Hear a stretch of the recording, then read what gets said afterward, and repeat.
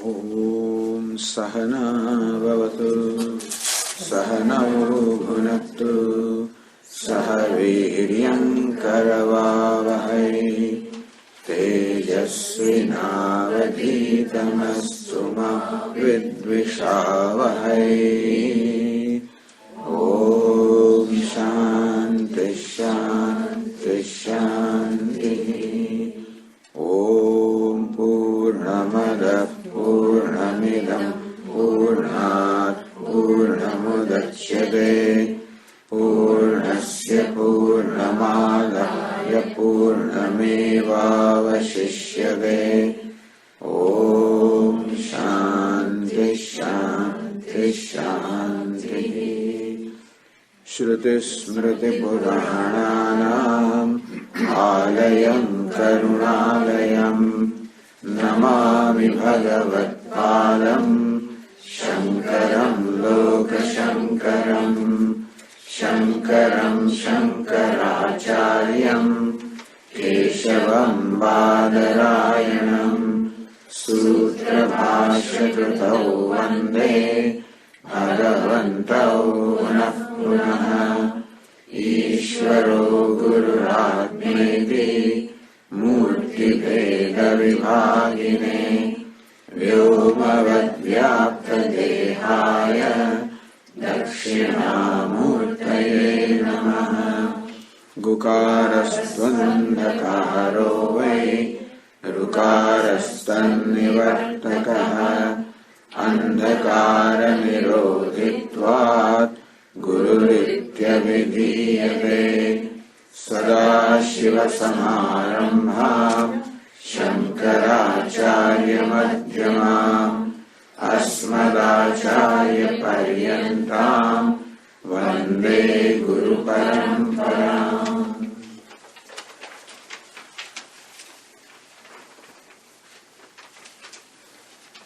Since I see a number of people coming for the first time, may I ask another question? Who are those who are not familiar with this text, Upadesa Saaram? Do like that, then I can see. Okay, good. Alright, so there are several of you who have not heard of this text, Upadesa Saaram. What it is this is really our third retreat, meaning that we are already done about half the text. However, we will give you an introduction of this text and also a brief review of the part that we have done so that we become all up to date from where we will begin during this session. So this text is called Upadesa Saraha or Upadesa Saaram. Sara means essence. Upadesha means teaching. Upadesa Saraha means the essence of the teaching. Teaching of what? Teaching of Vedanta. Teaching of the Vedas. So Vedas are the original source books. Upanishads also are part of the Vedas. So we may say this is the essence of the teaching of Vedanta, which includes the Upanishads, Bhagavad Gita, Brahma Sutra. So these are the basic texts of Vedanta. And what has been said in all those texts in hundreds and thousands of passages is being said here by the composer of this work in just 30 verses. In 30 short verses, the essence of the entire teaching is presented here. The composer is a great sage whose name was Ramana Maharshi, It is likely that some of you may not have heard that name, but he was one of the very famous saints of India. He passed away in 1950 at around the age of 70 years. He was born in 1879, passed away in 1950. He lived in a place called Tiruvannamalai in the south of India in the Tamil Nadu, which is a mountain. And one of the important aspects of that mountain is the temple of Lord Shiva,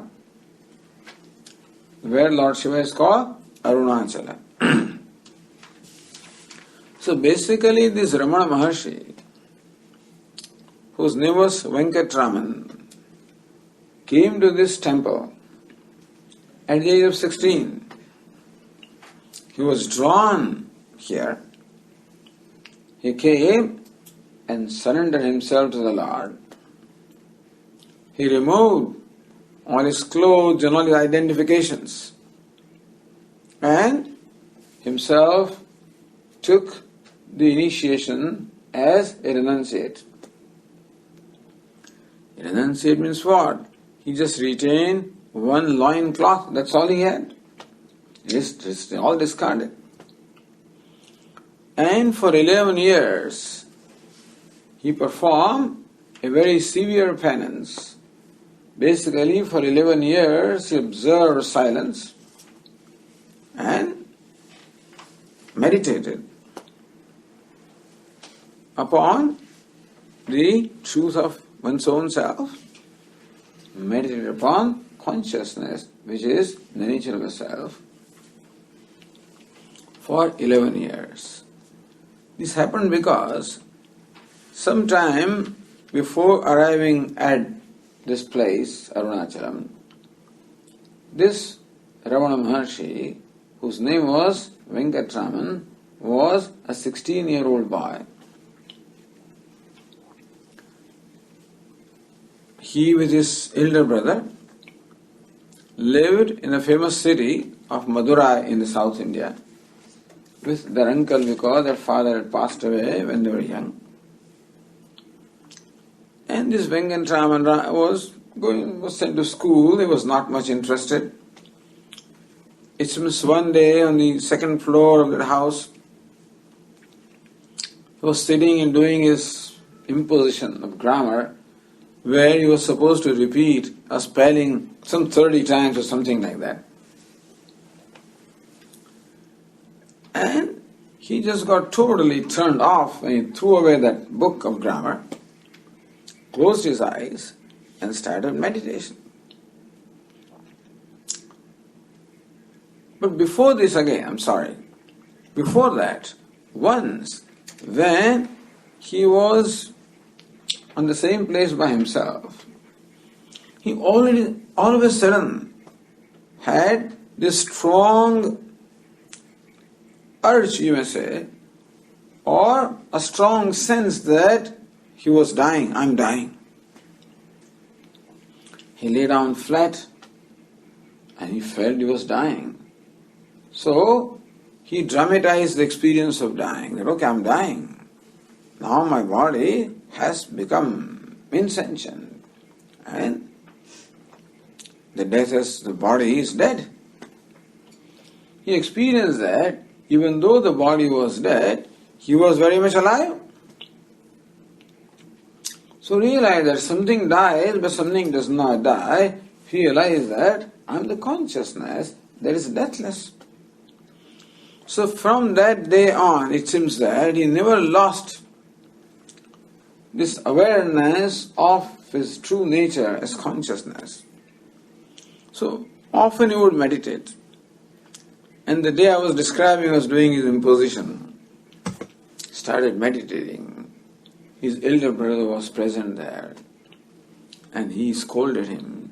This is not the way for a school-going boy. You have to study. You can't waste your time in this meditation, etc. You don't belong here if you don't want to study. So he decided he did not belong there. So at a given point in time, he left and came to this Arunachalam. So he already had that insight into the true nature of himself, which must be coming down from the past lives, we would think. And therefore, for 11 years he meditated in a variety of places in that location, including many caves in the mountains. Became very well known. Even though a young boy, became very well known to people around. Many people would come for his darshan, etc.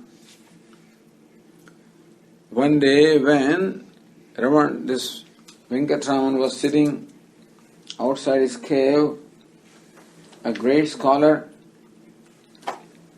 the Kavya Ganapati Muni, he came with his followers and prostrated before this boy and said, "Please tell me, what is the true meaning of tapas or penance? I have read all there is to read, I have done all there is to done, but still I have not yet fathomed the meaning of what is tapas, what is penance."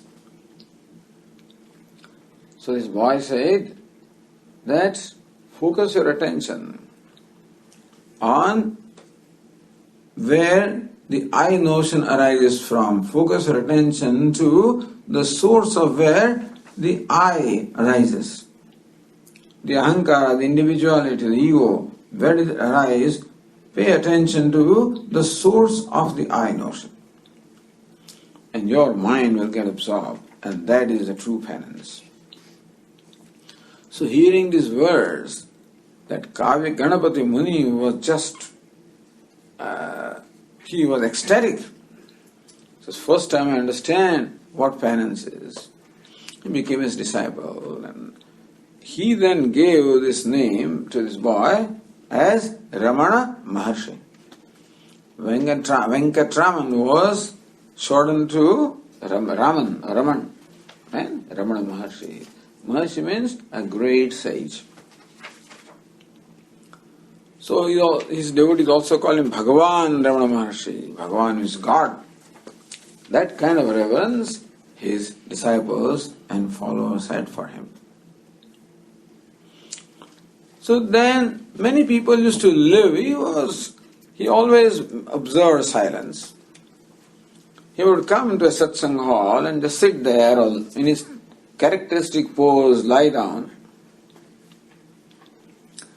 And there would be silence. Once in a while somebody would ask a question and he would reply to them. Many scholars came, lots of discourses were going on, and Ramana Maharshi would be listening to them silently. So one of the scholars who came when Maharshi was there and who continued to live even after Maharshi passed away was a Tamil poet whose name was Muruganar. And he was composing in Tamil the Shiva Purana, which describes the glories and the sports of Lord Shiva. And he came at a critical point where Lord Shiva was addressing some ascetics, where those ascetics requested Lord Shiva, "Please teach us what is the essence of the scriptures." So up to this point that poet came and said, "From now on I cannot write, so Bhagavan, you write."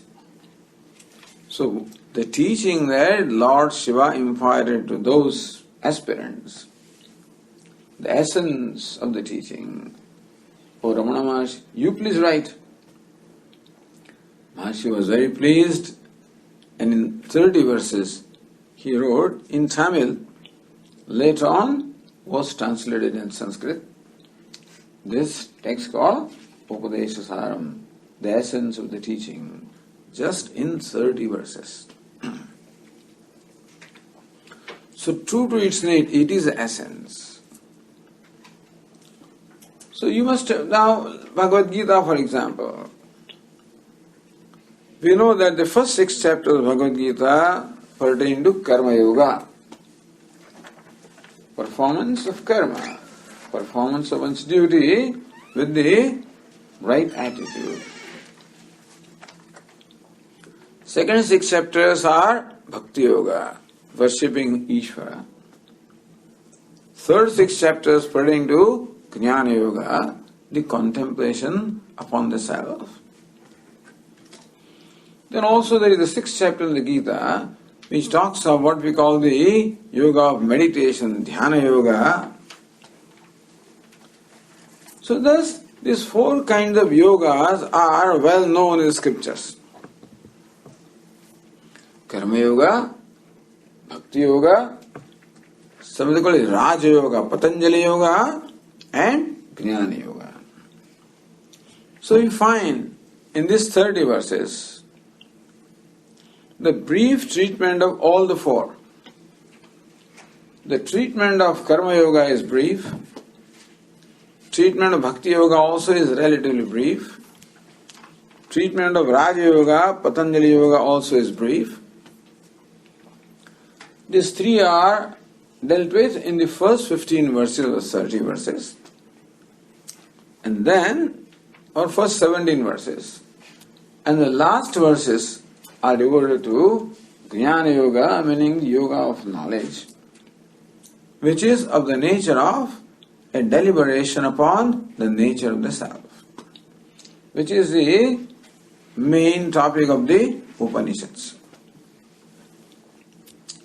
So, thus, this short text provides us an insight into all these spiritual practices, culminating into the jnanam or the knowledge. So the first 3, the karma or performance of action, bhakti, the devotion, and meditation, all of these become the preparations for Jnana Yoga, for the pursuit of knowledge. So that is a sequence that is also followed in this text here. So now let us open our folder.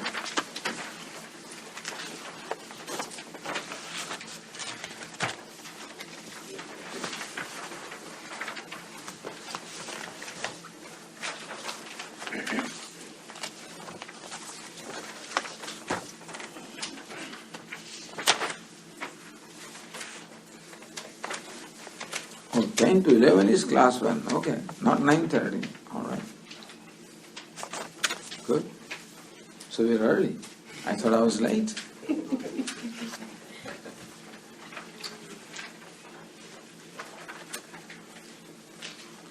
So first 3 verses talk about Karma Yoga. What is yoga? Yoga is the right attitude. What is Karma Yoga? Performance of karma. Performance of one's duty with the right attitude is called Karma Yoga. And that is the subject matter of the first 3 verses of this text. So let me read for you, let me read or recite one verse or one line at a time, and you please repeat after me.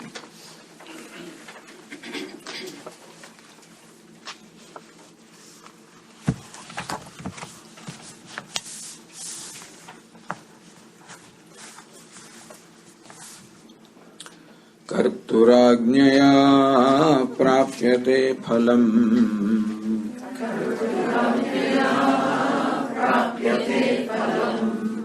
कर्म किं परं कर्म तज्जडम्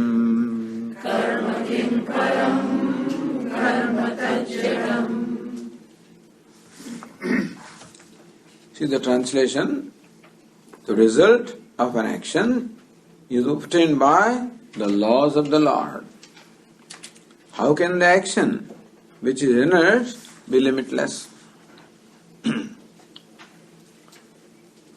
So it's interesting that Ramana Maharshi opens this text with this statement that the result of an action is obtained by the laws of the Lord. Here, Ramana Maharshi is addressing what we call Mimamsakas. Of the 6 schools of thought, the Mimamsakas just precede the Vedantins. They are called Purva Mimamsakas, Vedantins called Uttar Mimamsa. Purva Mimamsa, Uttar Mimamsa. Purva means earlier, Uttar means later. So the Vedas can be broadly divided into 2 sections. First section is called Karma Kanda, the section dealing with rituals and dharma and the code of conduct. How to live a religious life, keeping in harmony with the moral code, dharma, that obtains.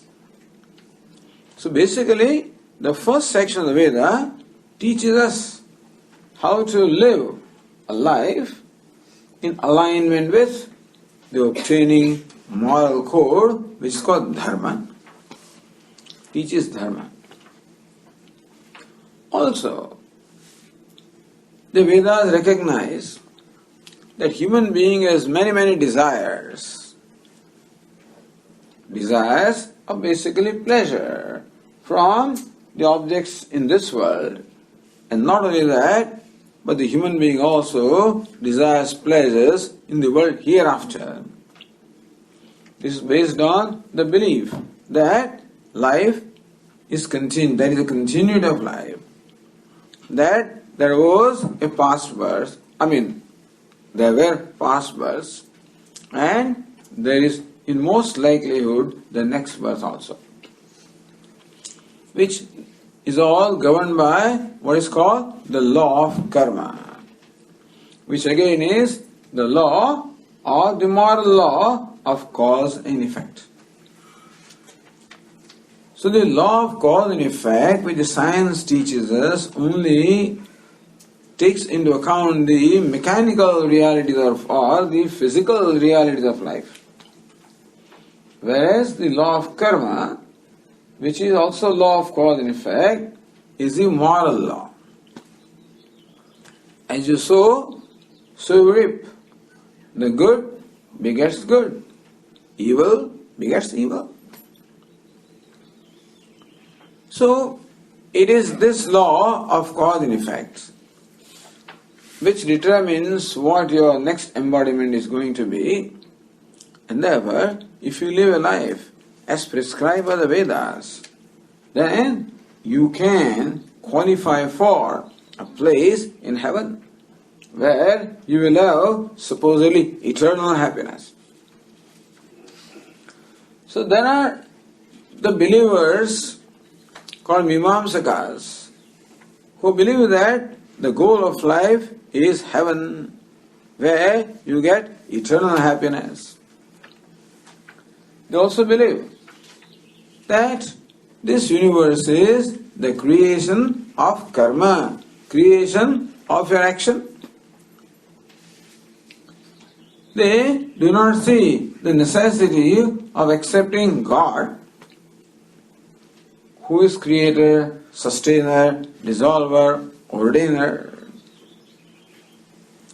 who is the dispenser of the results of your action. They do not see the need of accepting a God like that. They believe that the result is already contained in the action, and therefore it is action that is capable of giving rise to its outcome. So for them, action, karma, is the supreme principle. To them, Ramana Maharshi addresses. There's a reason. If you look at the background of this teaching, we did not elaborate on the background. But basically, the teaching is imparted to a group of people who are all wedded to the rituals. with total faith that one's goal of life is achieved by performing the rituals that are prescribed by the Vedas. And now they are addressed here.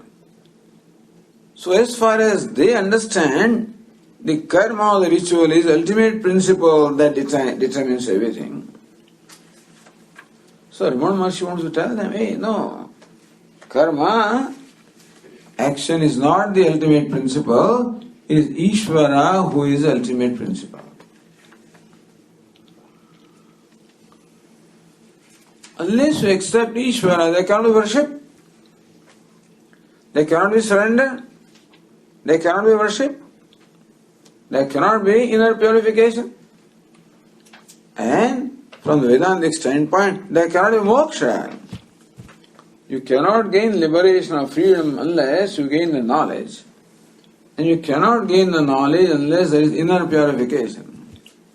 Inner purification cannot be unless your life is of the nature of devotion to Ishvara. That's the scheme. If you don't accept Ishvara, who is the creator? Who is the ordainer? Whose grace is what you need in your life? So Vedantins believe that what is most important in the life of an aspirant is the grace of God. It is by that, in fact, that you achieve everything. If you don't accept Ishvara, there is no devotion, there is no grace. Therefore, it is important to first assert that there is Ishvara. Who is Ishvara? God. What is his role? His role, he is the one who dispenses of the results of the action. You perform the action, but the outcome is determined by Ishvara. Karmanyavadikaraste ma phaleshu kadachana. As the Bhagavad Gita says, your freedom, your jurisdiction is in performance of action, not with reference to determining the outcome, because the outcome is determined by Ishvara. So therefore, Ramana Maharshi wants to introduce the concept of Ishvara or God before these fellows. We don't need to be told, but they need to be told. So the reason why I am giving this background is why this teaching begins with this verse. Why the need to say that the result of an action is obtained by the laws of the Lord? We don't question that, but they do question. They believe that the result of an action is determined by action itself. So then our question is, what is action? Action consists of various elements, all of which are inert. Organs of action, all of these are inert. So karma or action itself is inert. An inert thing does not have the intelligence. What can determine the outcome is an intelligent entity who has all the knowledge of what all is involved in performance of an action. What various factors contribute to performance of an action. And therefore, what the right outcome should be, only an omniscient entity, which is what we call God, alone would know that. Not only that, but then it is not that Ishvara arbitrarily gives us the result of the action. It is according to the law. So this verse is Kartuhu Agnyaya. Agnyaya by the laws of Karta, creator, or the Ishvara, Lord. Prapyate phalam. Phalam means the fruit. Fruit means the result of the action. Meaning, the result of the action is determined not by action itself, which is inert, which does not have the intelligence, but is determined by Ishvara, who is of the nature of consciousness, all-knowing, omniscient, omnipotent. Next line says, Karma kim param, karma tat jadam. Can karma be the goal of life? Can karma be limitless? Can karma give you the limitlessness that you want? Realize that what you are seeking in your life is limitlessness. Every human being is seeking to be free from every form of limitation. Meaning that everybody wants to be limitless. We do not want to be confined to the limitation of time, or limitation of place, or limitation of attribute, or any kind of limitation I do not want. I am seeking to be I am seeking unconditional freedom. So that unconditional freedom which you are seeking, can karma give you that? Is karma limitless? No. Can karma give you limitlessness? No. So thereby, in a way, dismissing the role of karma as far as its capacity to give you the limitlessness that you are seeking, because karma is jadam, inert, itself is limited, and what is limited cannot give rise to limitlessness. So, O aspirants, do you think that the limitlessness that you are searching for can be achieved through karma, which itself is limited? So based on that orientation, this verse is told, so that they can come out from their present notions of what the goal of life is, what the means to achieving that goal is. All of that needs to be completely changed in their mindset. They think that heaven is the goal of life, where you get limitless happiness. Says there cannot be something like limitless happiness. Cannot be a place which can give you limitlessness. Because you reach there, you have to come back. So nothing can be limitless except your own self. You are limitless. And other than you, whatever it is always limited. Including heaven. It can give you happiness for a great length of time, but not for infinite time. Because the means, karma or ritual or action with which you attain that is limited, and therefore the result also is limited. So this is very important to impress upon them, that what you are seeking is limitlessness. In fact, limitlessness is not something to be achieved because it is already your nature. As Vedanta says, it is the attainment of what is already attained. Like the 10th man. He thinks that the 10th man is lost, but he himself is the 10th man. Because he fails to count his own self. So just as the 10th man is told that you are what you are searching for, so also the human being is told you are what you are searching for. The limitlessness that you are searching for is your own self.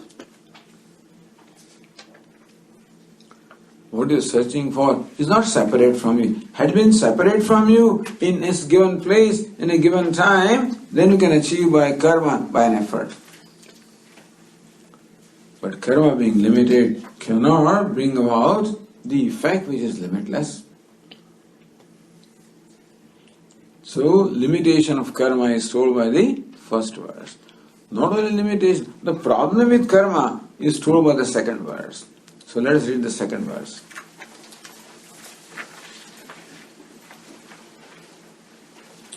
Kriti maho dadhau patana karanam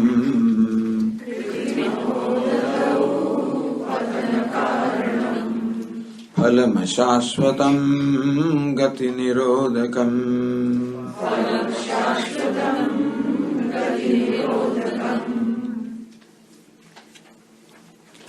In fact, that karma or the action upon which you are relying to give you the ultimate goal of your life, that karma not only does not give you the goal of life, in fact, it becomes an impediment to the goal. Not really karma.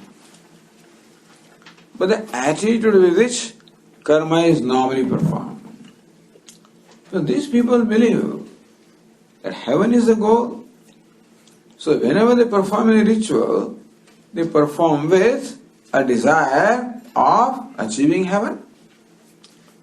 Meaning that these people always perform actions as impelled by desire to achieve one thing or the other. They perform their actions, religious or otherwise, either to gain happiness or pleasure in this world or in another world. So essentially they perform all their rituals or actions as prompted by the desire to achieve one thing or the other. So the Brahma says, wait a minute, that desire is binding. Kruti mahodadau patana karanam. Even though the translation says that the action is the cause of the fall in the vast ocean of further action. Ocean of action. What is ocean? Which is endless. So what is ocean of action? One action leading to other action, which in turn leads to yet another action. Thus there is a chain of action and reaction, and you will get caught in this endless chain of action and reaction. So this is described as Kruti Mahodadau. It is the ocean of action, meaning that endless chain of action and reaction is what you will get trapped into. If you perform any action with a desire, what is desire? For fulfilling a personal agenda. So usually, whenever you perform any action, it is prompted by a desire to fulfill a personal agenda, which is self-gratification. I am seeking to be, as the Upanishad says, I am always seeking to be the pleased self. What I want in life is pleased self.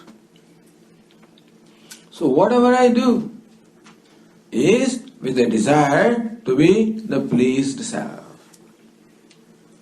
However, what will create that pleased self, that thought keeps changing. Right now I may think that a good breakfast will be the give me pleased self. Good lunch may give me pleased self.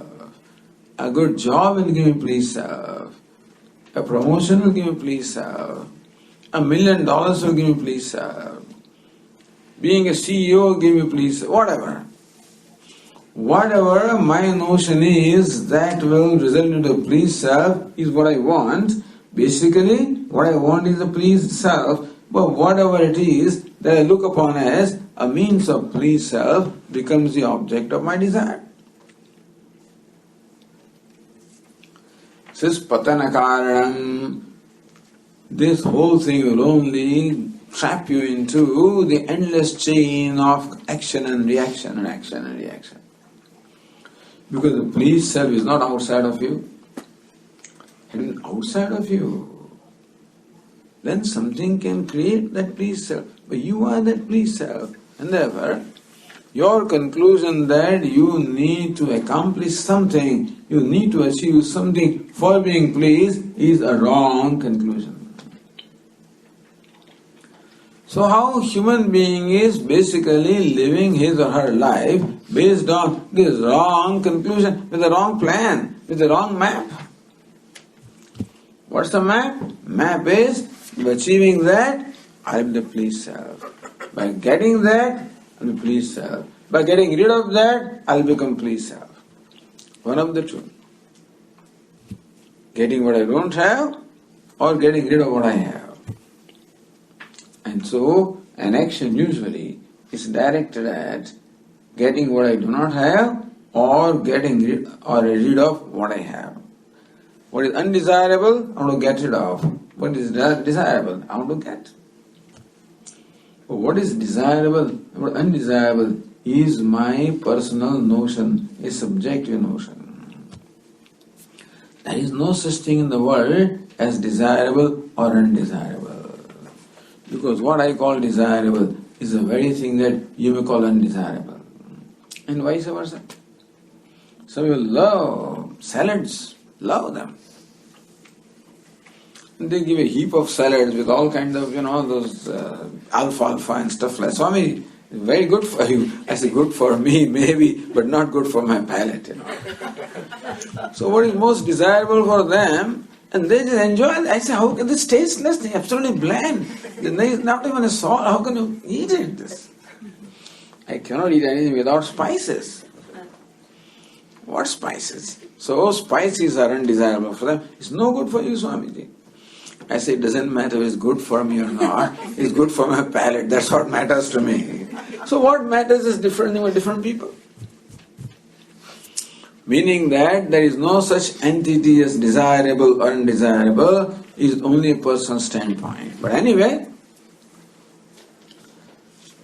so the point is an action performed with this intention that by the result of the action will make me a pleased self, something else will make me a pleased self, is a wrong conclusion about life.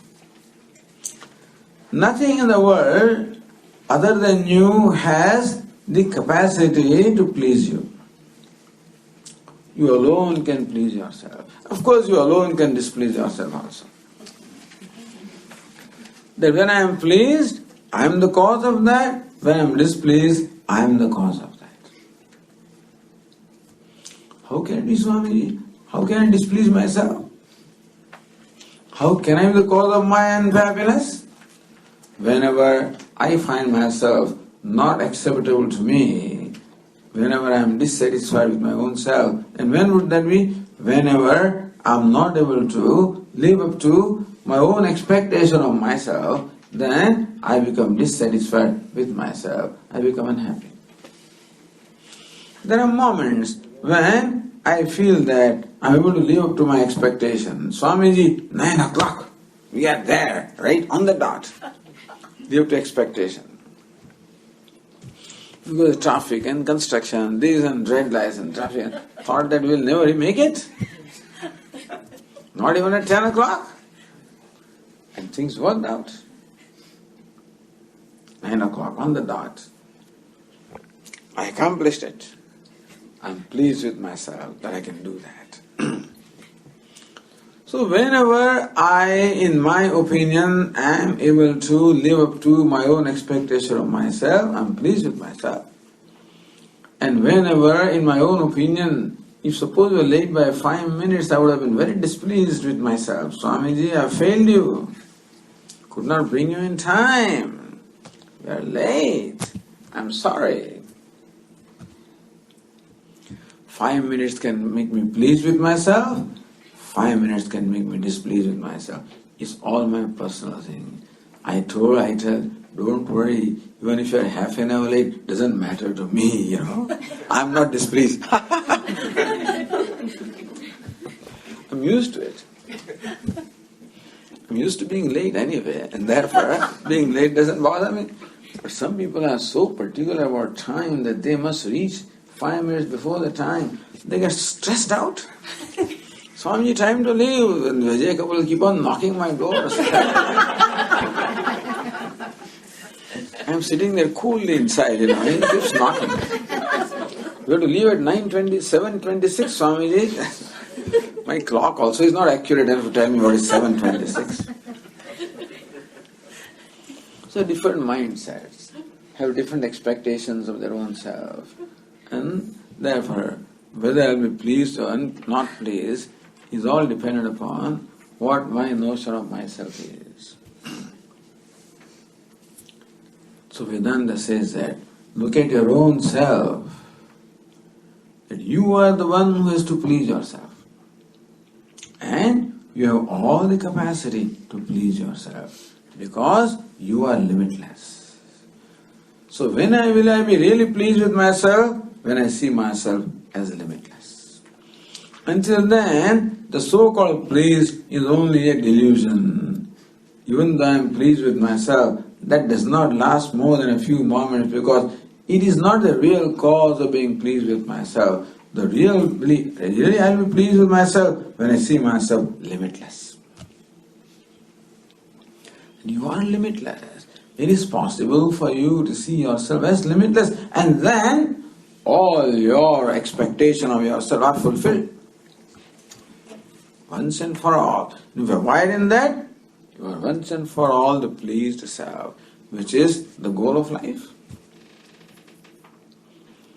Meaning that it is a knowledge of yourself, then seeing yourself as limitless. You are. But it's not enough that you are limitless. You have to see yourself as limitless. Unfortunately, even though limitlessness is my nature, unfortunately, I see myself as a limited being. Why? Ignorance. Why? That's it. Why is there ignorance, Swamiji? People get frustrated. Why is there ignorance? No point being frustrated about what you cannot change and what you have not created. That's what it is. So gracefully accept that is called ignorance. It is there. Don't get frustrated. Why should this happen to me? Don't get frustrated. It happens. That's what it is. Swami, how come that when I am driving I always get all red traffic? That's how it is.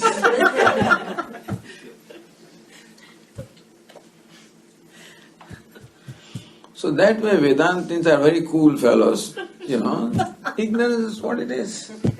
Why? It's not bothered. It's there. Why should God create a world like this? That's what it is. I can't help it. And God will not listen to me anyway.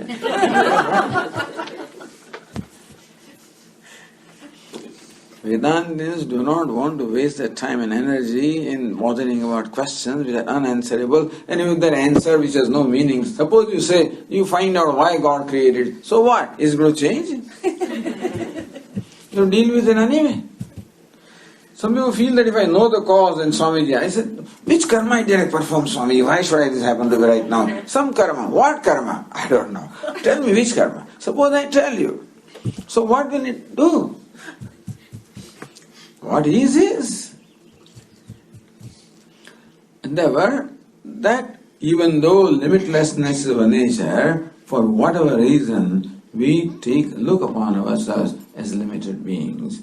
Vedanta's model of explaining this is ignorance. It's a model. That's meant for those who are studying Vedanta for a number of years. Nothing holy cow about this kind of. It's a model. It's a prakriya. Ignorance also is ignorance. Then there's two kinds of powers, and power of veiling and power of... is a prakriya. Very effective prakriya.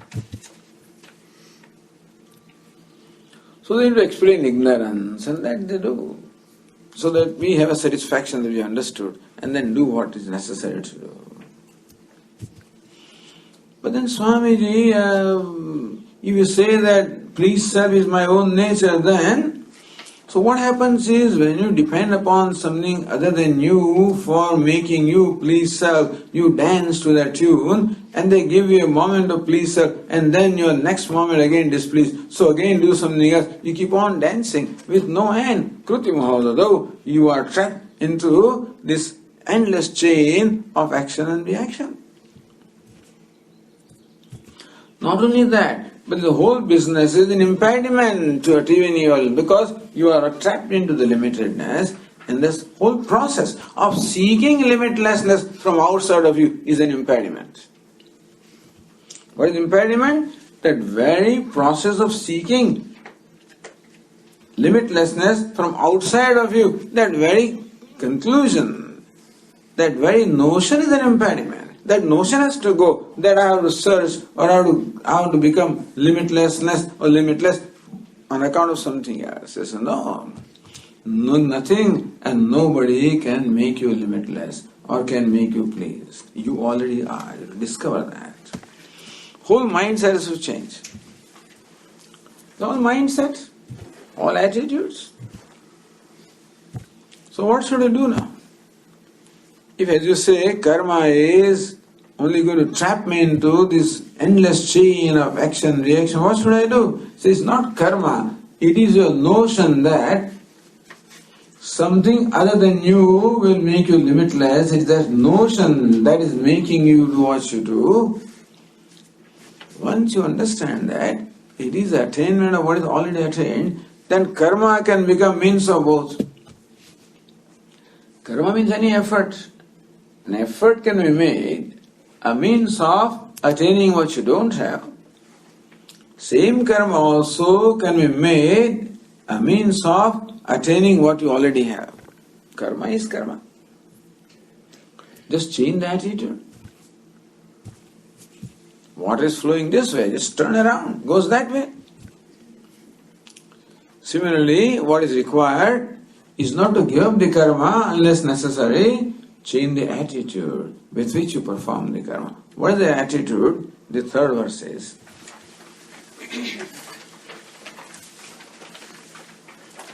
Ishwararpitam nechaya kritam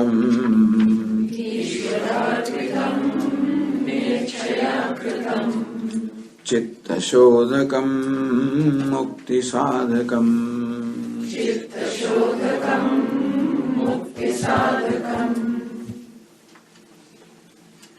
Ishwararpitam, perform the action with the spirit of Ishwararpanam, meaning dedicated to the Lord.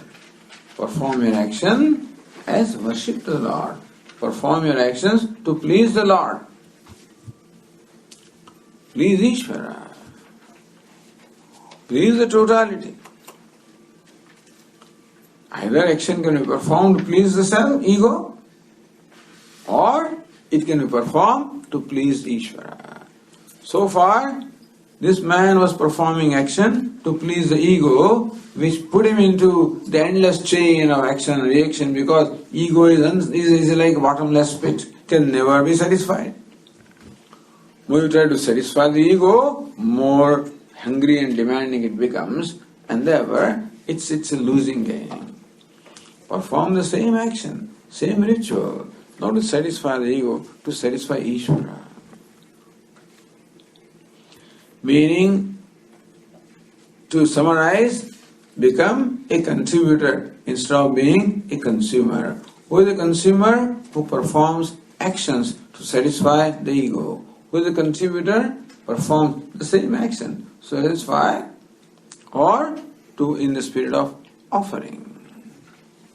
Spirit of, call it worship, offering, self-offering, ego offering.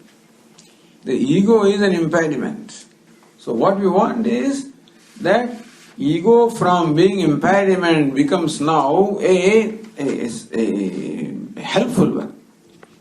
In Sanskrit there are two words, badhaka and sadhaka. Badhaka, an impediment. Sadhaka, a means to achieve, So ego can be both, karma can be badhakam or sadhakam.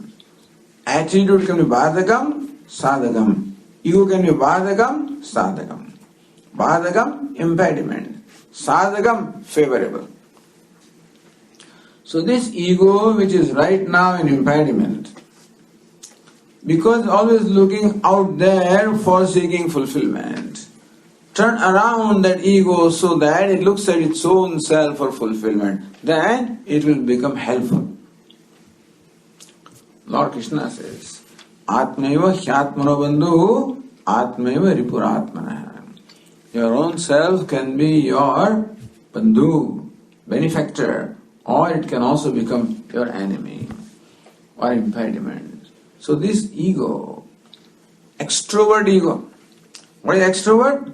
Looking at something other than itself as a means of fulfillment, that's called extrovert ego. Performing actions with self-centered desires. That very ego now we employ in fulfilling the desires of Ishvara. Not of the self-centered, but the other-centered. What is called the yoga of selfless action. May the action be performed as selflessly as you can. So, an action performed with kindness. Action performed with compassion. Action performed in the spirit of service. Action performed And better than that kindness, compassion, service, also you remember that may this action please the Lord. Ishvarapidam. What is transformed is our attitude that is transformed. Instead of satisfying the ego, my attitude now is to satisfy Ishvara. What is in front of me is Ishvara. Who is Ishvara? The one that is manifest as the whole universe. Yatah pravrittir bhutanam yena sarvamidam tatam swakarmana abhyarcha siddhim vindati manava.